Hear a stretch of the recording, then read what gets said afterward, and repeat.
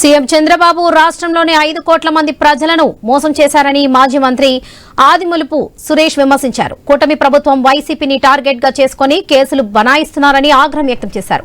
వాళ్ళు ఎంత వేధిస్తే తాము అంతలా తిరిగి పైకి లేస్తామని సురేష్ హెచ్చరించారు. సూపర్ 6 పథకాల అమల్లో ప్రభుత్వం పూర్తిగా విఫలమైందన్న వల్లే తాము ప్రజల పక్షాన నిలబడి శాంతియుతంగా పోరాడుతున్నామని తెలిపారు.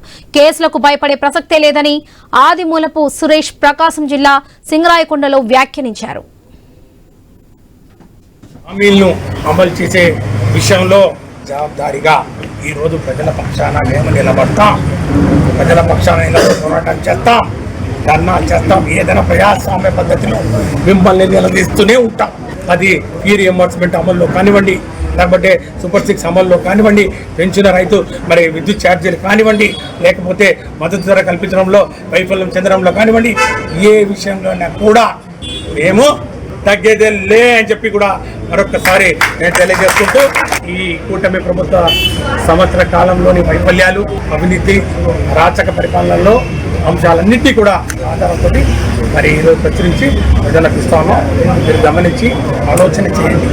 ప్రజలను మోసం చేసి 5